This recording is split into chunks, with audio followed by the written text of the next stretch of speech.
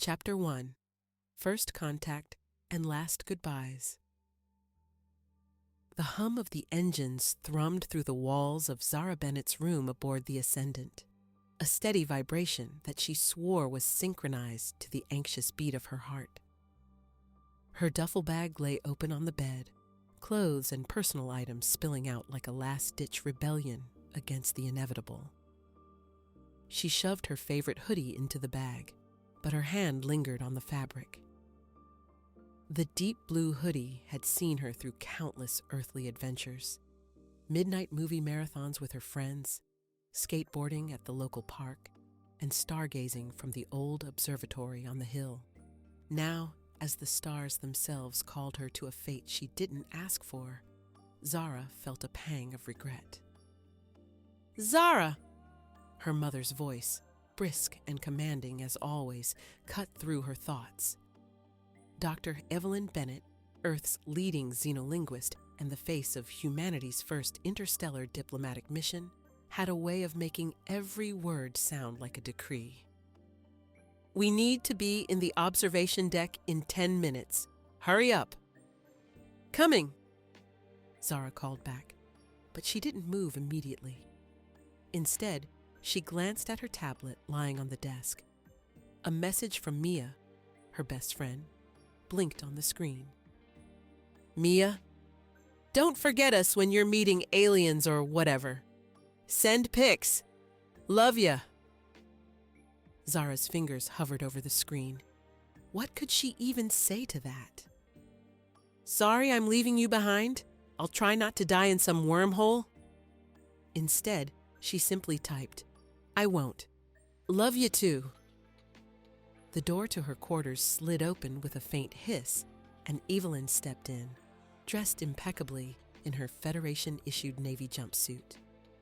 Her sharp eyes took in the still open bag and Zara's wistful expression. "Zara, we talked about this," Evelyn said, her tone softening just enough to remind Zara that beneath the professional veneer was still her mother. "This is history in the making. Humanity's invitation to the Galactic Federation is a once-in-a-lifetime opportunity. You'll thank me someday." Zara zipped up her bag with more force than necessary. "If I live long enough to thank you?" she muttered, slinging the strap over her shoulder. Evelyn gave her a pointed look but chose not to argue. Instead, she gestured for Zara to follow her. As they walked through the pristine corridors of the Ascendant, Zara couldn't help but feel like an interloper. Everywhere, crew members bustled with purpose, their expressions serious as they prepared for humanity's first faster-than-light FTL jump and the historic rendezvous with the Galactic Federation at a prearranged star system. Zara, meanwhile, was just there.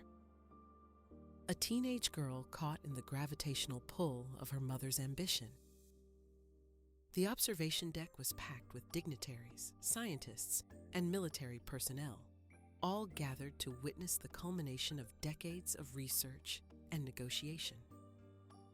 Massive floor-to-ceiling windows offered a breathtaking view of Earth, a shimmering blue marble in the void of space. It was beautiful, but Zara couldn't shake the bittersweet ache of knowing she might never see it again. A voice crackled over the ship's intercom. "All hands, prepare for FTL jump, T-minus 10 minutes. The announcement sent a ripple of anticipation through the room. Evelyn was already deep in conversation with Admiral Kwan, the commanding officer of the Ascendant, discussing protocols for their arrival. Zara edged toward the windows, trying to ignore the knot in her stomach. She had studied the science behind FTL travel in school, but no textbook could prepare her for actually experiencing it. "First time seeing Earth from up here?" a voice said behind her. Zara turned to see a young ensign, probably in his early 20s, with a friendly smile. His name tag read Rodriguez, Yeah, Zara admitted. It doesn't feel real. It never does, Rodriguez said. But trust me, once we jump, everything's going to feel even less real. You ready for it? Zara shrugged, but before she could answer, the ship's intercom blared again. FTL drive sequence initiated. All personnel, brace for transition. The room fell silent as everyone strapped themselves into their seats. Zara found her designated spot near the window and fumbled with the harness. Her mother, seated across the room, gave her an encouraging nod. The hum of the ship's engines intensified, rising to a high-pitched whine that seemed to vibrate in Zara's bones. The lights dimmed, and the view outside the window shifted. Stars began to blur, stretching into long streaks of light as the ship prepared to pierce the fabric of space-time. For a moment, it was exhilarating.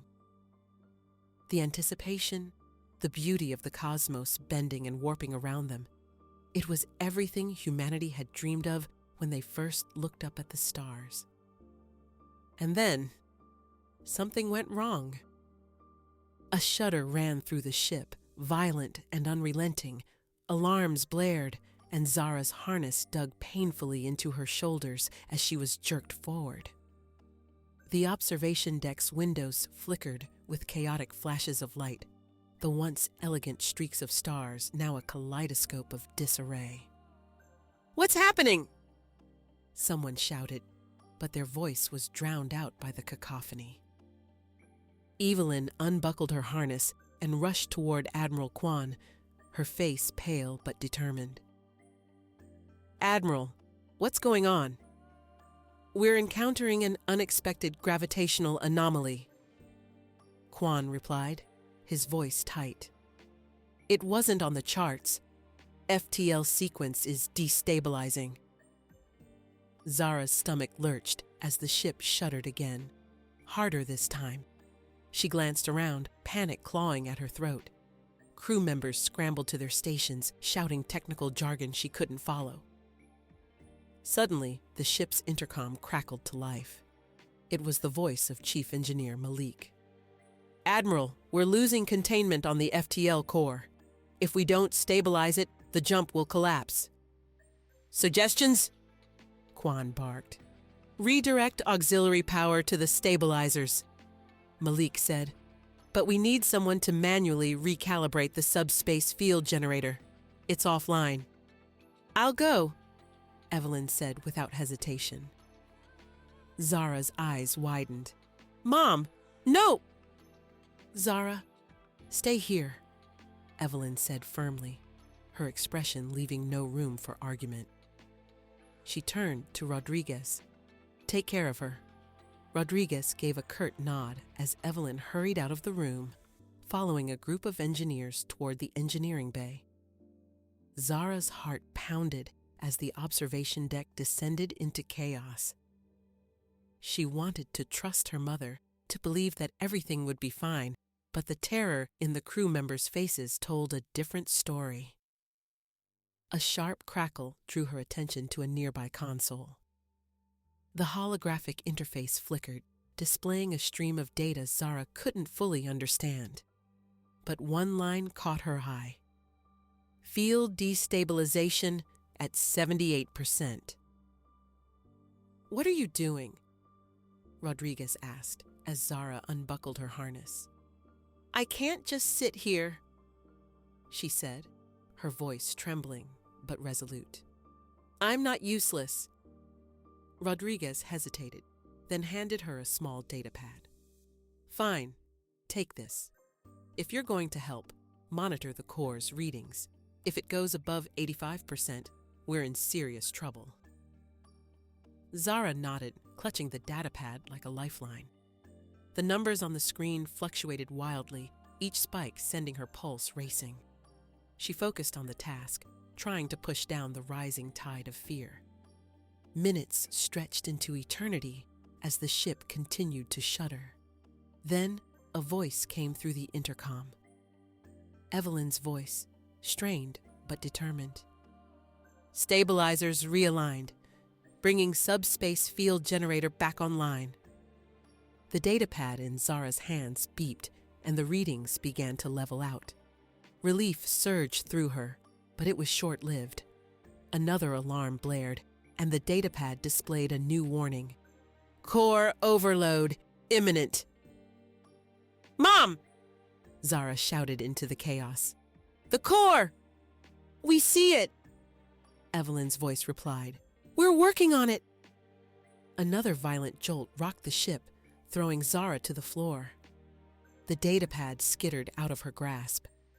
As she scrambled to retrieve it, she heard Evelyn's voice again, this time softer, directed at someone nearby.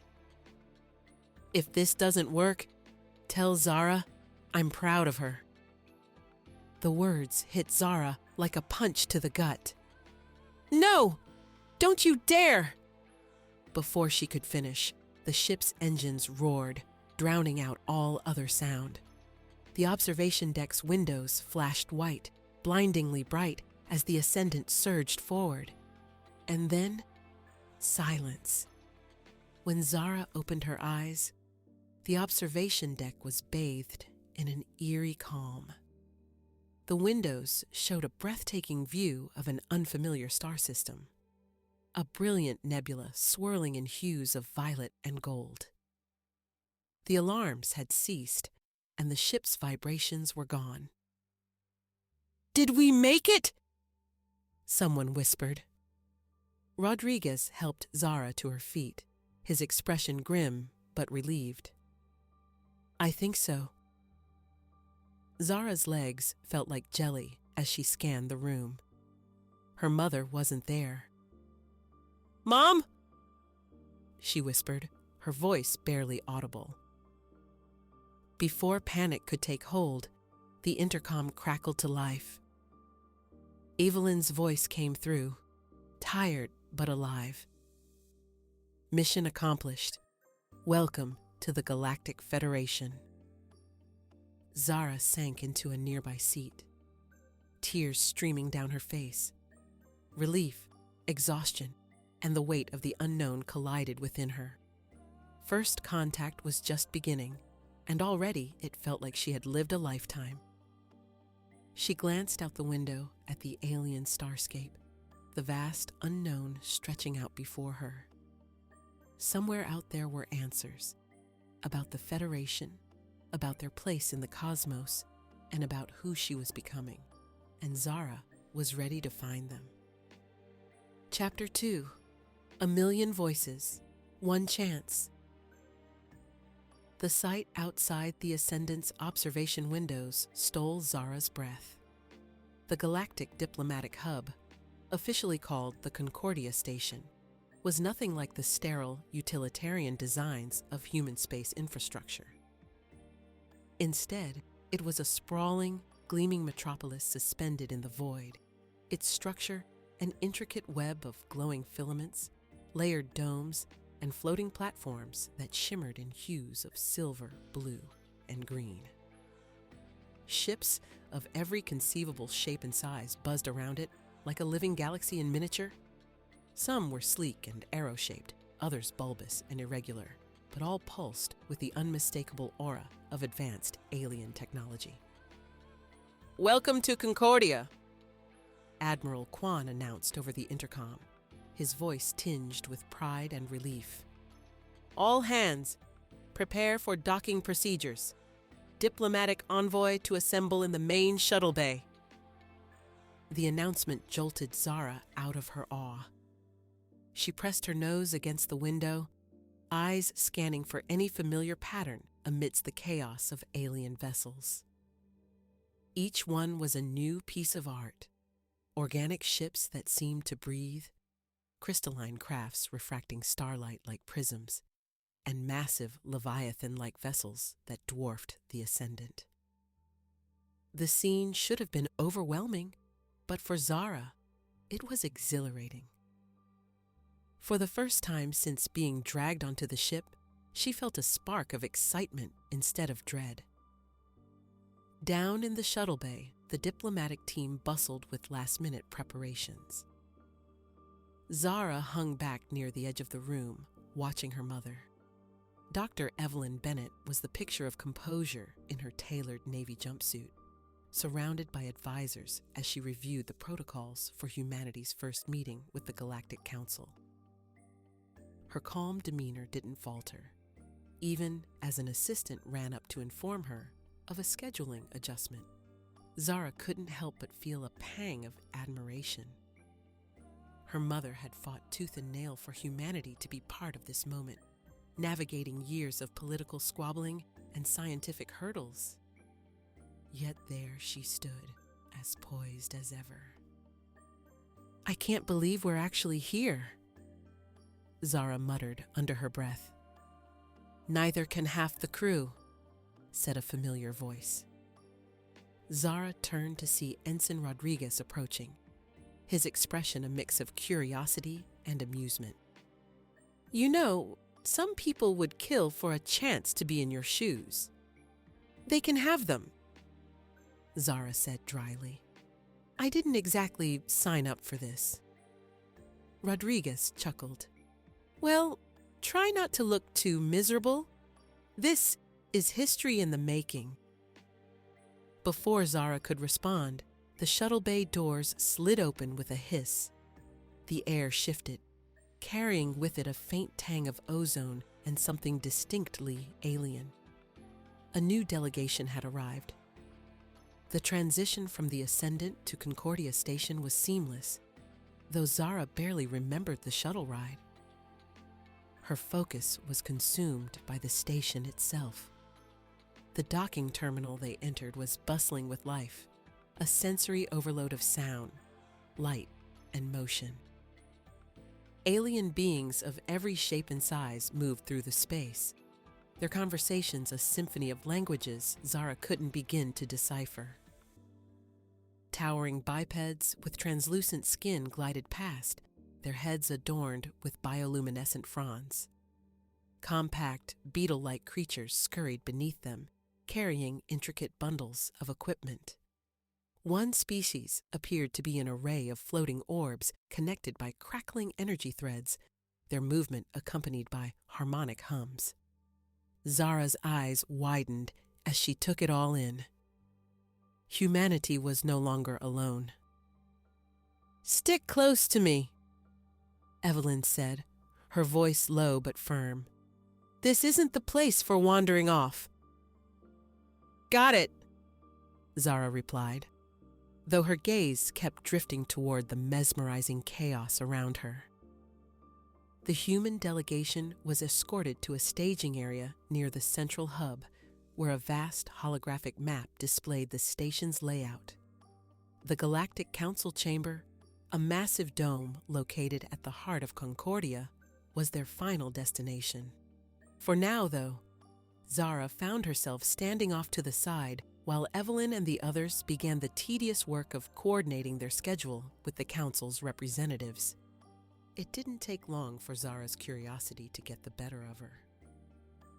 While her mother was engrossed in negotiations, Zara slipped away, her heart pounding with a mix of exhilaration and guilt. She ducked into a corridor that branched off the main staging area, letting the crowd swallow her. As she ventured deeper into the station, the ambiance shifted. The polished corridors near the diplomatic zones gave way to more eclectic spaces. A bazaar filled with alien merchants hawking goods, an atrium with levitating platforms that carried visitors between levels, and an enormous plaza dominated by a translucent sculpture that pulsed like a living heart. Zara's sense of wonder grew with every step. She couldn't get enough of the sights, the vibrant colors, the strange scents, the way the station itself seemed alive. But as she turned a corner into a less crowded section, the atmosphere abruptly changed. A low hum filled the air, punctuated by murmured voices. Zara hesitated, her instincts telling her to turn back, but curiosity drove her forward.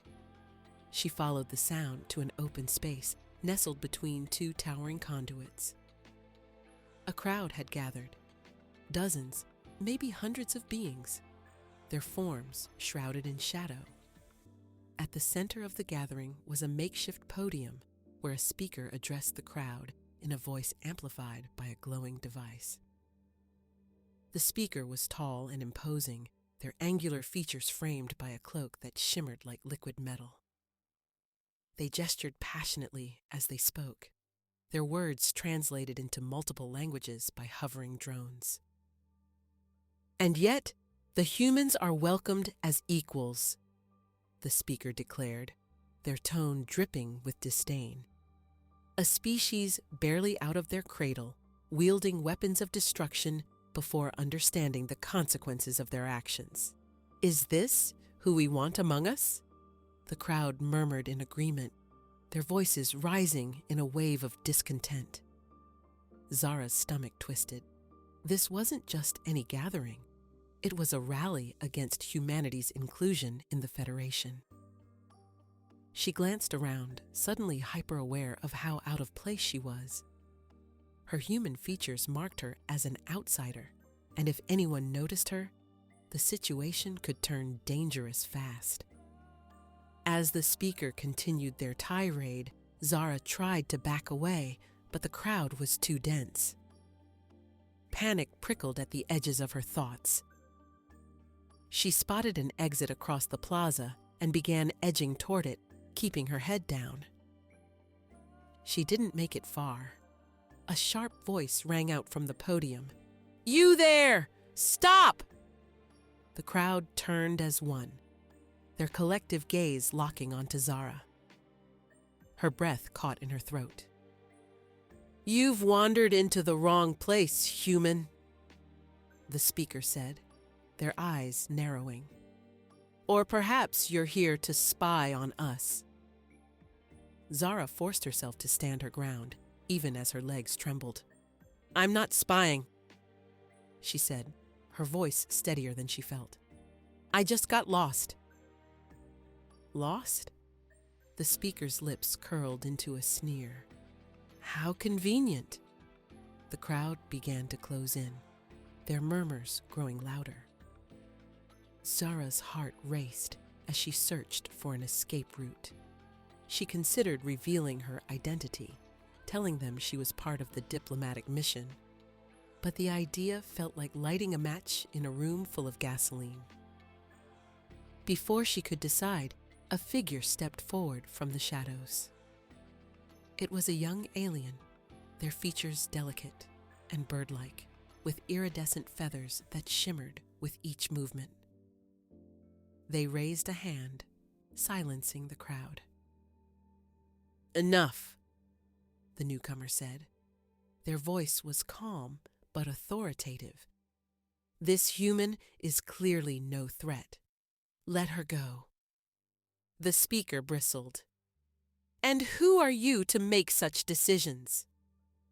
"Someone who values the ideals of the Federation," the alien replied. "Unlike some." The tension hung thick in the air, but after a long moment, the speaker waved a dismissive hand. "Fine, but if she causes trouble, it's on your head." The crowd parted, and the alien gestured for Zara to follow. She didn't hesitate. They walked in silence until they were far from the rally. Zara finally stopped, her chest heaving with relief. "Thank you," she said. "I didn't mean to—" "You shouldn't be here," the alien interrupted, their tone sharp but not unkind. "Do you have any idea how dangerous that was?" "I do now," Zara admitted. "But I couldn't just stay in one place. This station, it's incredible." The alien regarded her for a moment, their eyes reflecting the station's soft glow. "You're part of the human delegation, aren't you?" Zara hesitated, then nodded. "Yeah, I'm Zara." "I'm Rylith," the alien said. "And you're lucky I was there. The anti-human faction is growing bolder. If they knew who you were, things could have ended very differently." Zara shuddered at the thought. Why do they hate us so much? Change always breeds fear, Rylith said. Your species represents a shift in the balance. Not everyone is ready to accept that. Zara nodded, absorbing the weight of Rylith's words. She glanced back toward the direction of the rally, a knot of worry tightening in her chest. My mom's leading the negotiations. If they're planning something, then she'll need all the help she can get, Rylith said. They paused, their expression softening. Come on, I'll help you get back. As they made their way through the station, Zara couldn't shake the feeling that this was only the beginning. The voices of the rally echoed in her mind, a reminder of the challenges that lay ahead. Humanity had its chance to join the stars, but it wouldn't be easy. Chapter 3: The Hidden Emissary. Zara awoke to a faint rhythmic tapping. At first, she thought it was part of a dream, but as the sound persisted, her groggy mind sharpened. It was real. She sat up in her quarters aboard the Ascendant, the faint glow of Concordia Station's lights casting intricate patterns across her walls. The tapping grew louder. Zara! A voice hissed, muffled but unmistakable. Her heart skipped a beat. She turned to the small porthole window near her bed and gasped. A figure was hovering outside, their form obscured by a shimmering cloak of refracted light. They gestured urgently, pointing at the control panel that operated the window. Zara hesitated. Who or what was this? And how had they bypassed the station's security? But curiosity, as always, pushed her forward. Her fingers hovered over the controls. With a soft hiss, the window slid open, revealing the figure fully. They were tall and elegant, their body a cascade of translucent plates that glowed faintly with shifting colors. Their face was framed by delicate tendrils that moved as if sensing the air, and their eyes were twin pools of molten silver. I am called Valen, the figure said in a voice that was simultaneously musical and grave. You must listen to me, human child. There is little time. Zara's breath caught in her throat. How do you know my name? What do you want? You are the daughter of Dr. Evelyn Bennett, are you not? Valen said, their glowing eyes narrowing slightly. You are already entangled in the web of the Galactic Council, whether you wish to be or not. Zara didn't respond, her pulse quickening. Valine glanced around, their tendrils quivering. May I come in? This is not a conversation to be had in the open. She hesitated. Every instinct told her to call for security, but something in Valine's tone, an urgency that felt almost desperate, made her nod. Fine, but make it quick. The emissary floated through the opening with an unnatural grace. Once inside, they tapped a device on their wrist, and a shimmering field enveloped the room. A privacy veil, Valine explained. The council has eyes and ears everywhere. Valen began pacing, their movements fluid, yet agitated. The Galactic Federation is a marvel, yes, but it is also deeply flawed.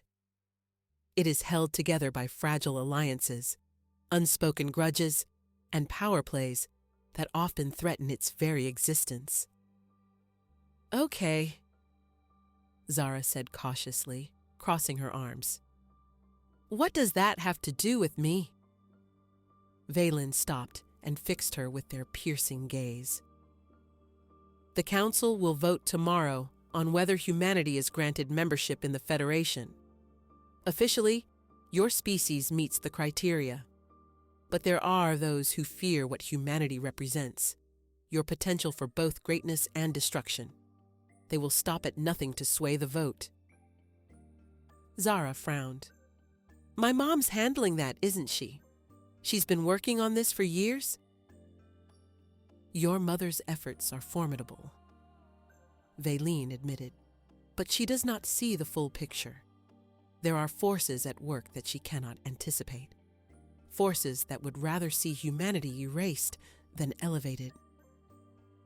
Zara's blood ran cold. Erased? Valine nodded grimly. A faction within the Council has arranged a covert operation to ensure humanity's exclusion. If they succeed, the consequences for your people will be catastrophic. The Federation may no longer tolerate your presence in the galaxy. Zara's legs felt weak, and she sank onto her bed. Why are you telling me this? I'm not exactly a diplomat. Precisely, Valine said. You are invisible to them, a variable they have not accounted for. And because of that, you are uniquely positioned to act where others cannot. Zara's instincts screamed to reject the idea. She was just a teenager. What could she possibly do against a conspiracy spanning an intergalactic government? But when she looked into Valine's eyes, she saw no deception, only a deep, abiding fear. What do you want me to do? She asked, her voice barely above a whisper. Valine's expression softened. There is a message, a crucial piece of evidence that must reach your mother before the council session begins. It is stored in a secure location within Concordia Station. You must retrieve it. Zara blinked. You're kidding, right? Me? Sneak through a space station crawling with aliens and somehow find a message I've never seen before? Valine's gaze hardened. The choice is yours, Zara Bennett, but know this. The fate of your people depends on what you decide here and now. The next few minutes were a blur. Valine provided her with a small device, a sleek metallic disc etched with alien runes. It projected a holographic map of Concordia, highlighting a labyrinthine network of hidden corridors leading to the storage vault where the message was kept. Time is short, Valine said. I will guide you as best I can, but I cannot accompany you. My presence would attract too much attention. Zara nodded, her stomach churning with a mix of fear and determination. I'll do it, but if I get caught, you'd better hope my mom doesn't find out who sent me. A faint smile touched Valine's lips. You are braver than you realize, young one. Now go. The corridors of Concordia Station felt different under the cover of darkness. The vibrant energy of the central plazas had given way to an eerie stillness, broken only by the occasional hum of machinery. Zara clutched the map device tightly, her steps echoing faintly against the polished floors. She followed the holographic path, ducking through maintenance hatches and weaving between massive conduits. The further she went, the more alien the station became. Here, far from the diplomatic zones, the architecture was less polished and more utilitarian, with pipes snaking along the walls and strange glyphs marking access panels. Turn left, Valine's voice instructed through the earpiece they had given her. You are close. Zara rounded the corner and froze. Two figures stood guard outside a sealed door, their forms hulking and intimidating. They were clad in dark armor that seemed to ripple with an unnatural sheen, their weapons glowing faintly with ominous energy. Valine? Zara whispered. You forgot to mention the guards. Security was tighter than I anticipated, Valine admitted, but you can outmaneuver them. Look for a secondary access point.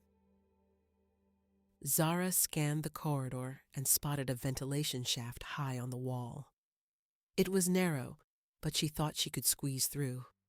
With a silent prayer to whatever gods might be listening, she climbed onto a nearby crate and hauled herself into the shaft. The ventilation system was cramped and stifling, but Zara pressed on, her movements slow and deliberate to avoid making noise. The map device guided her to an opening that overlooked the storage vault. Peering through the grating, she saw rows of glowing orbs suspended in a zero-gravity field, each one pulsing faintly with stored data. The map highlighted one orb in particular.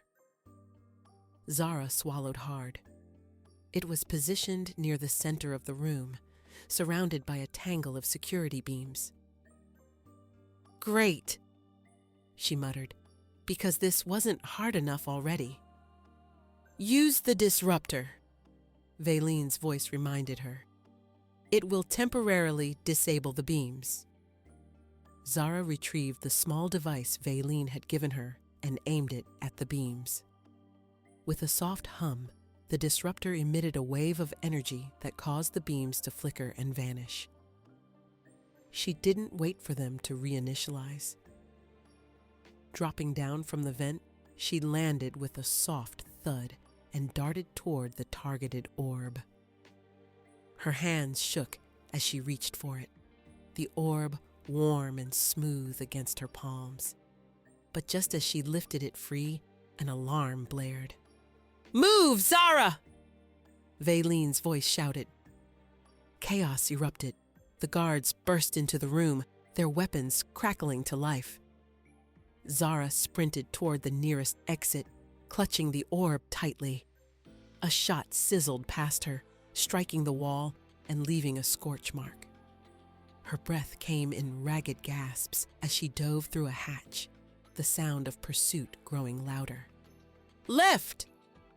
Valine directed. "Then down the chute." Zara didn't question the command. She slid down a steep incline, her descent ending in a dimly lit maintenance tunnel. She kept running, her legs burning with effort. Finally, she burst into a familiar corridor near the diplomatic zone. The alarms had stopped, but her heart was still pounding. "You did well," Valine said, their voice filled with quiet relief. "Now, deliver the message to your mother. She must have it before the council session." Zara nodded, clutching the orb like a lifeline. Whatever doubts she had, they no longer mattered. Humanity's fate was on the line, and she was determined to see it through. Chapter 4: The Enemy Within. The council chamber was a marvel of alien engineering and artistry, a grand amphitheater of interwoven light and sound. Transparent walkways spiraled upward like strands of DNA, leading to platforms where delegations from thousands of species observed the proceedings. Zara sat near the rear of the human delegation, fidgeting in her seat while her mother, Dr. Evelyn Bennett, presented humanity's case for membership in the Galactic Federation. Evelyn's voice, steady and measured, echoed across the chamber as she detailed Earth's contributions to science, art, and philosophy. Around her, holographic projections displayed images of Earth's achievements: towering skyscrapers, lush forests, children laughing in playgrounds. Zara could tell the crowd was receptive. Many delegates emitted flashes of light, ripples of color, or other subtle signals of approval. But Zara wasn't paying full attention. Her mind was still reeling from her late-night mission with Valine. The stolen orb, now safely delivered to Evelyn, contained vital evidence of corruption within the council, a plot to exclude humanity by any means necessary. Her mother hadn't revealed how she planned to use it, but Zara trusted her to handle it with the poise she was known for. A sudden surge of static-filled whispers in her earpiece broke Zara's thoughts. She pressed a hand to her ear. "Hello? Valine?" the static resolved into Vaylin's voice. Zara, I have intercepted troubling communications. There is an intruder aboard the Ascendant. Their intentions are hostile. What? Zara whispered, her pulse quickening. She glanced around to make sure no one had noticed. Are you sure? I am certain, Vaylin replied. This individual is linked to the faction opposing humanity's inclusion. They carry an explosive device and plan to sabotage the council proceedings. Zara's stomach turned. Does my mom know? I informed the Admiral, but Vaylin hesitated, a rare crack in their calm tone. Your people do not yet fully trust my motives. They are investigating, but lack urgency. Of course they don't, Zara muttered. What do you need me to do? Find the saboteur, Vaylin said. You are the only one who can move freely between the council chambers and the Ascendant without drawing suspicion. Zara's heart pounded. The idea of chasing down a would-be assassin was terrifying, but the thought of doing nothing and letting her mother's hard work go up in flames was worse. I'm in, she said, steeling herself. But how do I find them? Vaylin's plan was risky. Zara would infiltrate the alien delegations to search for leads using a disguise crafted from advanced alien technology. Vaylin provided her with a small device resembling a silver brooch. When activated, it emitted a holographic field that altered her appearance, masking her human features with those of a species known as the Drexen, a humanoid race with pale iridescent skin and elongated limbs. The transformation was seamless. Zara stared at her reflection in a polished metal panel, marveling at the way her new form shimmered like moonlight. This is so weird, she muttered, flexing her elongated fingers. Do not forget, the Drexen are empathic, Vaylin cautioned. You must act the part, calm, reserved, and attuned to the emotions around you. Any slip could give you away. No pressure, Zara said, rolling her new reflective eyes. Her first destination was the council's central marketplace, a sprawling network of stalls and pavilions where delegates mingled and exchanged goods, information, and gossip. The air was thick with alien scents, from the sharp tang of minerals to the sweet aroma of exotic fruits. Zara weaved through the crowd, her holographic disguise blending her seamlessly among the alien throng. She was scanning the area when she heard a voice behind her. You seem out of place. Zara turned sharply to see a small, fur-covered creature with large, liquid eyes and delicate, clawed hands. Its voice was soft, almost musical. I'm Ovelis, it said, inclining its head. And you are troubled. Zara blinked. How could you possibly know that? Ovelis tilted its head. I am an empath. Your emotional aura is stormy. Before Zara could respond, another figure approached, a tall, angular being with scales that glimmered like polished obsidian. They carried themselves with a cocky swagger, their golden eyes scanning Zara appraisingly. Trouble always finds the new ones, the stranger said with a smirk. I'm Kyle. You're lucky I showed up. Ovelis tends to overanalyze. I do not overanalyze, Ovelis said with a huff. I simply observe. Zara was about to brush them off when Kyle leaned closer. You're not just here for the view, are you? Something tells me you've got unfinished business. The glint in their eye made Zara's stomach flip. Could they see through her disguise? She forced a calm demeanor and said, I'm looking for someone. Maybe you've seen them. Who? Kyle asked. I don't know their name, Zara admitted, but they don't belong here. Kyle exchanged a glance with Ovelis. That's half the station, they said, but if you're after secrets, you're in the right place. Kyle and Ovelis guided Zara to a dimly lit corner of the marketplace, where the crowd thinned and the air grew cooler. Here, the stalls were shadier, selling items that glimmered with an aura of danger. Whispered conversations floated through the air, and Zara's skin prickled with unease.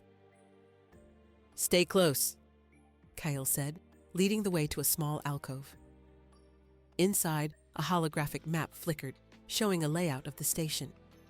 We call this place the Veil. It's where information flows. Ovelis nodded. If your saboteur has a plan, traces of it will be here. Zara scanned the map, her fingers hovering over the holographic controls. Her eyes caught a faint highlight near one of the docking bays, an anomaly in the station's energy grid. What's this? She asked, pointing to the irregularity. Kale's eyes narrowed. Interesting. That bay's supposed to be inactive. Zara's pulse quickened. Then that's where I need to go. The docking bay was silent when they arrived, its usual bustle replaced by an eerie stillness. Zara's holographic disguise shimmered faintly in the dim light as she stepped forward, Kyle and Ovelis flanking her. Be careful, Ovelis murmured. The air here feels heavy. Zara nodded, her eyes scanning the room. She spotted a figure near the far wall, crouched over a control panel. The saboteur. Zara signaled to her companions, and they crept closer. As they approached, Zara caught a glimpse of the device the figure was working on. A sleek, cylindrical object with a blinking red light. Her blood ran cold. It was an explosive. Kyle moved first, drawing a small bladed weapon and lunging at the saboteur. The figure spun, deflecting the attack with a swift movement. The two clashed, their movements a blur, while Zara and Ovelis circled the bomb. I can disarm it, Ovelis said, their voice tight. But I'll need time. Do it, Zara said, stepping between Ovelis and the fight.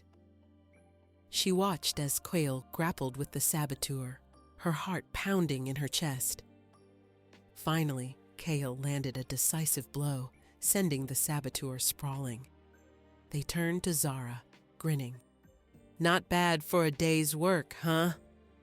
Ovelis let out a sigh of relief. The device is neutralized. But Zara's relief was short-lived. The saboteur, now pinned by Kale, snarled and hissed. You think you've won? This is just the beginning. Humanity doesn't belong here. Zara stepped closer, her voice firm. We'll see about that. The saboteur was handed over to the Council's security forces, and Zara returned to her mother with a mix of exhaustion and triumph. As Evelyn embraced her, Zara realized just how much was at stake and how much she had to fight for. The road ahead would be treacherous, but Zara knew one thing for certain. She wasn't backing down. Humanity's place among the stars would be earned, no matter the cost. Chapter 5, The Jump Beyond Fear. The council chamber was a flurry of activity, voices clashing in dozens of alien languages as delegates debated humanity's fate. Holographic projections flickered around the room, displaying a timeline of Earth's history alongside the Federation's criteria for membership. Zara sat in the human delegation's booth, her palms sweaty despite the cool air. She wasn't supposed to be here. This was her mother's arena. But after stopping the saboteur, no one had questioned her presence. Dr. Evelyn Bennett stood at the podium, her words calm but resolute. Humanity is not perfect. We've made mistakes, as every species has.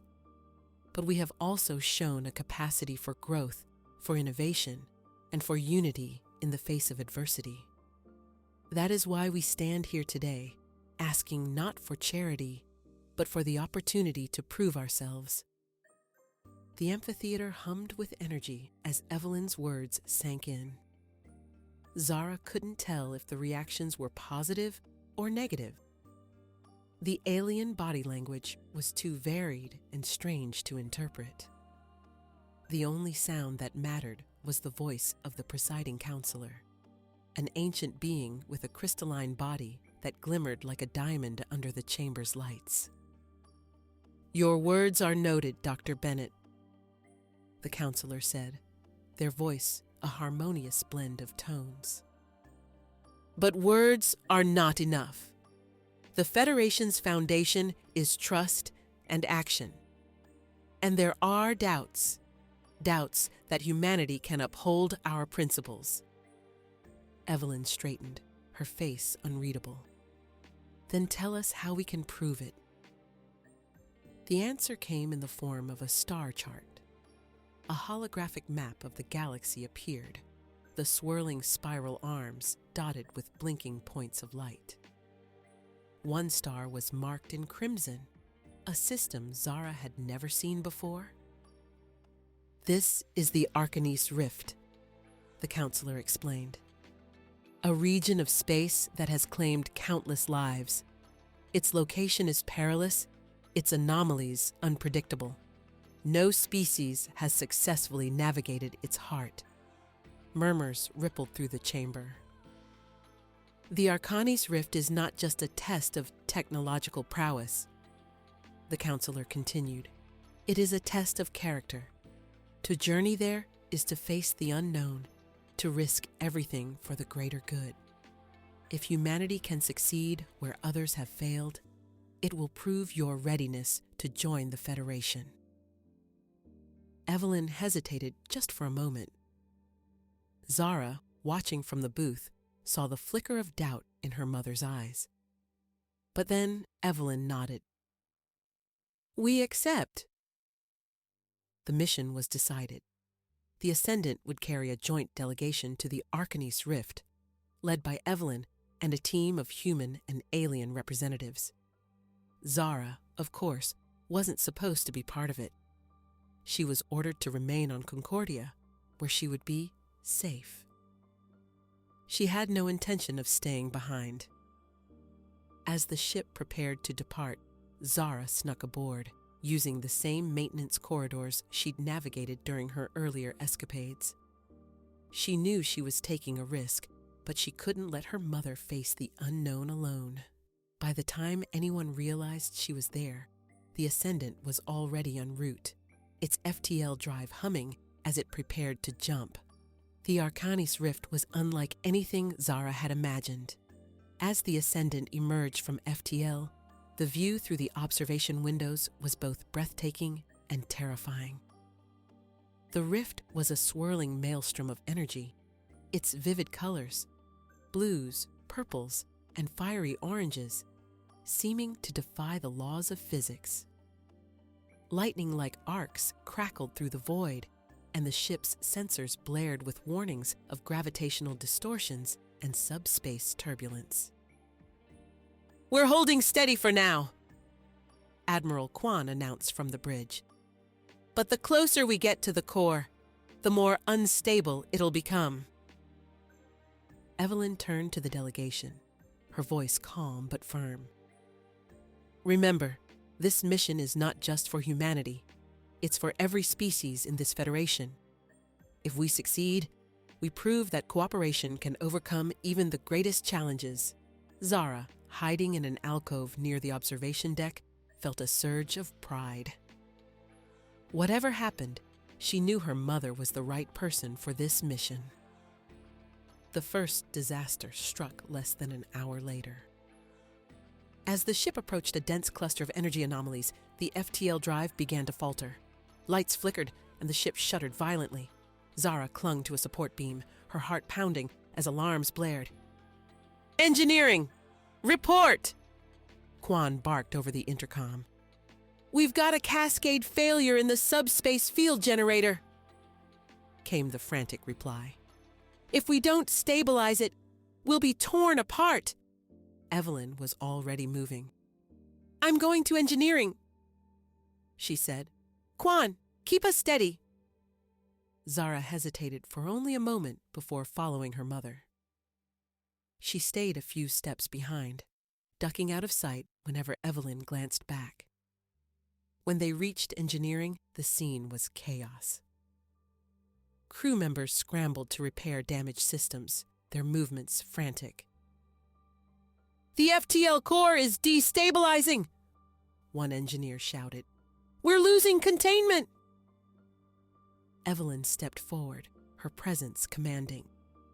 "What do you need?" Before anyone could answer, the ship lurched again, and a deafening crack echoed through the room. A nearby console exploded in a shower of sparks, and one of the engineers collapsed, unconscious. Zara couldn't stay hidden any longer. She rushed forward, ignoring the startled looks from the crew. "What can I do?" "Zara?" Evelyn's voice was a mix of shock and anger. "What are you—" "There's no time," Zara interrupted. "Just tell me what to do." For a moment, Evelyn looked like she might argue, but then she nodded. "Fine, take that panel." She pointed to a console displaying a cascade of error messages. "We need to reroute power to the containment field. Can you handle that?" Zara nodded, adrenaline surging through her veins. She followed the instructions, her hands moving faster than she thought possible. The console beeped in protest, but finally, the error messages cleared. "Containment field stabilized," an engineer called out. "We're back in business." The relief was short-lived. As the ship pressed deeper into the rift, the anomalies grew more violent. Massive energy waves slammed into the Ascendant, throwing the crew off balance. Zara clung to a railing, her knuckles white. "We're approaching the core," Quan announced over the intercom. "Whatever's causing these disturbances, it's in there." The core of the rift was a swirling vortex of light and shadow, its energy so intense that even the ship's reinforced shielding began to strain. Evelyn stood at the front of the observation deck, her face illuminated by the dazzling display. "This is it," she said softly. "The heart of the unknown." Suddenly, a blinding flash filled the room, and the ship rocked violently. Zara was thrown to the floor as systems across the ship began to fail. The lights dimmed, and the air grew thick with tension. "Admiral!" Evelyn shouted. "What's happening?" "We've lost main power," Quan replied. "The anomalies are destabilizing our reactor." Zara pushed herself to her feet, her mind racing. The ship was on the verge of collapse, and no one seemed to have a solution. She glanced at the observation window, her eyes narrowing as she focused on the vortex. And then it hit her. The anomalies weren't random. They were rhythmic, almost like a pattern, a language. "Mom!" she shouted, running to Evelyn's side. "The rift! It's alive!" Evelyn stared at her. "What are you talking about?" "The anomalies, they're signals," Zara said, her voice urgent. "It's trying to communicate. We're not supposed to be here, and it's warning us." Evelyn's eyes widened as realization dawned. "If you're right, then maybe we can respond." Working together, Zara and Evelyn devised a plan. Using the ship's communications array, they would mimic the rift's energy patterns, sending back a message of peace. It was a long shot, but it was their only chance.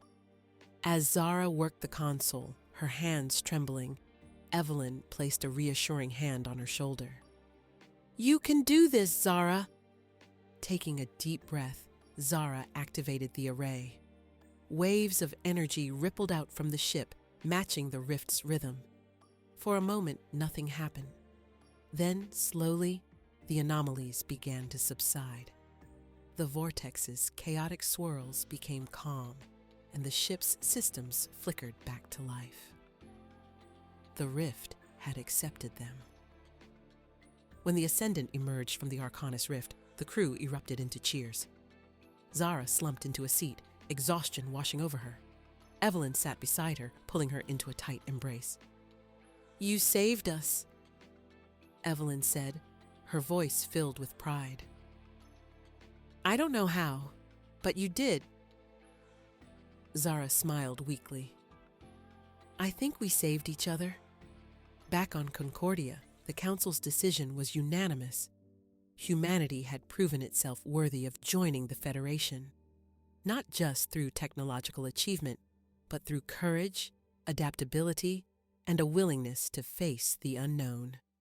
As the Council chamber erupted into applause, Zara felt a sense of belonging she had never known before. Humanity wasn't just part of Earth anymore. They were part of something much greater. And for the first time, Zara knew she was exactly where she was meant to be.